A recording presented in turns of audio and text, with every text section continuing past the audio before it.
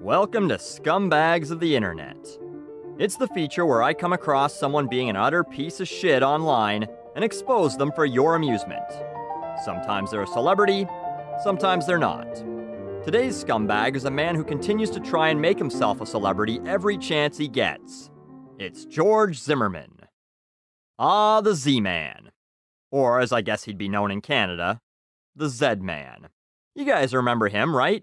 He's the 200-pound man who, instead of letting the real police do their job when he saw something suspicious, like a black kid in a neighborhood, stalked 160-pound teenage Trayvon Martin to a place he was legally staying. Then, when the teenage boy confronted him unarmed, George bravely shot him in self-defense. No doubt a lot of people take issue with that description, but since that day, Georgie boy hasn't really done much to disprove the idea that he's a vindictive, racist fuck who's proud of ending someone's life. We'll ignore the 2 or 3 times women have accused him of pointing guns at them or assaulting them because those charges were dropped. He did, however, once post topless photos of an ex-girlfriend who allegedly cheated on him, posting her name, picture, and phone number, and saying, "She cheated on me with a dirty Muslim. She'll sleep with anyone." That got him banned from Twitter. Before that, though, there was the time that he retweeted a crime scene photo of Trayvon Martin from what I can only assume was a fan of George's work, saying, "Z-Man is a one-man army." I'm sure that photo hangs on his wall, along with a deer's head. Not internet-related, but he also sold paintings of the Confederate flag in support of a gun store in Florida who refused to sell guns to Muslims. Together, they probably believe they stopped 9/11 Part 2, The Legend of Curly's Gold. But all of those pale in comparison to his latest endeavor. You see, the Justice Department has returned his trophy to him. The very weapon he used to defend himself from Trayvon Martin back in 2012. And what's he decided to do with it? Well, sell it, of course, on an online auction. Now, he's claimed that he wants to do this to put the shooting behind him. He claims he doesn't want reminders of it anymore. If this gun brings back bad memories, pretty simple. Destroy it. Or go to a pawn shop somewhere where they don't recognize you. Probably gonna be hard, but whatever. Sell the gun for $150 or something. It's a 9mm pistol that retails for around $350 new, and clearly this one's used, so it's decreased in value, and never speak of it again. But no, he's certain there's some other piece of shit just like him who gets off owning a gun used to kill a kid. So, he's put the gun up for auction. His first 2 attempts didn't go so well, with one site claiming they wanted nothing to do with the sale. Smart. And the second site getting hammered by trolls, with fake bidders driving up the price. The highest bidder at one point was an account named Racist McShootface, who had bid over $60 million. So, auction 3 goes up. Here's the description. Prospective bidders, I am honored and humbled to announce the sale of an American firearm icon. You don't sound very humble referring to the gun as an American icon. That's like saying, I'm humbled to announce that I have the world's biggest cock. And an icon. Yes, when people think of America, they think of baseball, apple pie, and a 9mm gun used to kill a kid. Actually, that's sadly probably true. The firearm for sale is the firearm that was used to defend my life and end the brutal attack from Trayvon Martin on 2/26/2012. Certainly one way to spin it. I guess the firearm that was used to kill a teenager while I was out pretending to be a mashup of Judge Dredd and Paul Blart doesn't quite have the same ring to it. Many have expressed interest in owning and displaying the firearm, including the Smithsonian Museum in Washington, D.C. Yeah, the Smithsonian called, or rather issued a press release. They said that never happened. But keep putting this in the description. I mean, you got away with murder once. What's a little libel? This is a piece of American history. It has been featured in several publications and in current university textbooks. A piece of American history.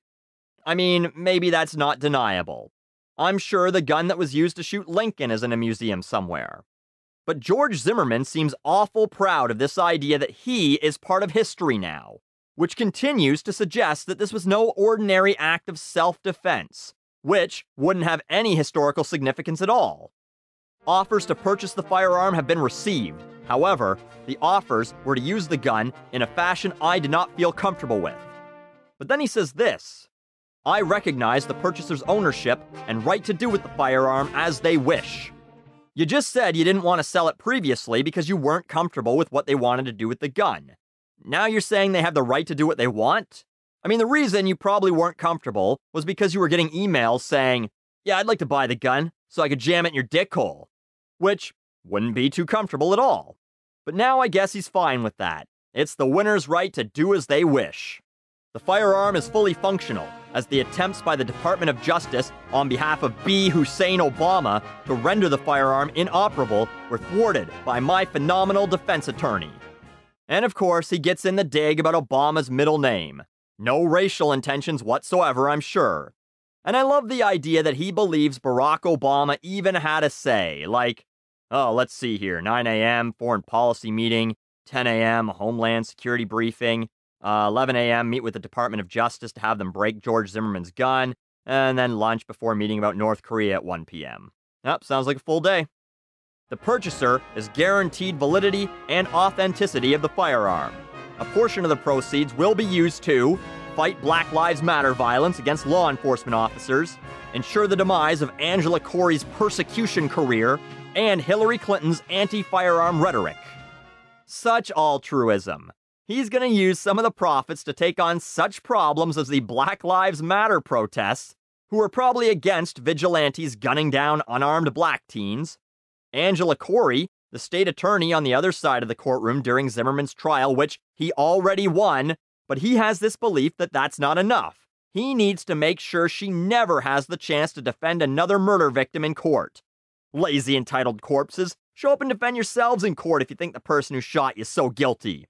And of course, Hillary Clinton, who by the way is not anti-firearm. She just wants to make sure people with criminal records and who are insane can't buy them.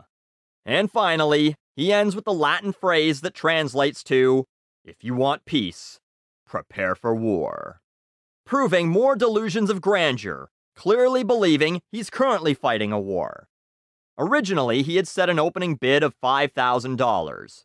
But after the fake bidders, he's decided to up the price a little for this third one. It was $100,000 for the opening bid, or a buy it now at the low, low bargain price of only $500,000. The auction ended Wednesday, May 18th. No one really knows for sure what the winner paid because the auction was again hijacked, and Georgie Boy and the United Gun Group claim there were legit bidders in a private tandem auction. I assume the new proud owner will mount the gun on their wall next to a picture of Trayvon's dead body and feverishly and ferociously masturbate while staring at both, screaming, "You deserve that bullet, Trayvon!" Ah! Upon climax. People love crime memorabilia, but this isn't about the buyer. This is scumbags of the internet, not fucking weirdos of the internet, because if that was a segment, I'd have to quit my job to chronicle them all. No, this is about George Zimmerman, a man who has a constant need to drudge up the memory of the death of a kid he never should have been anywhere near in the first place, and to profit off it, while pretending like it's a proud moment in U.S. history that he's happy to be a part of.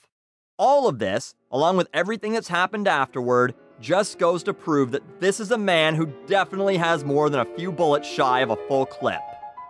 So thanks to today's scumbag of the internet, George Zimmerman, for showing us that no matter what we do in life, we'll always be better than he is.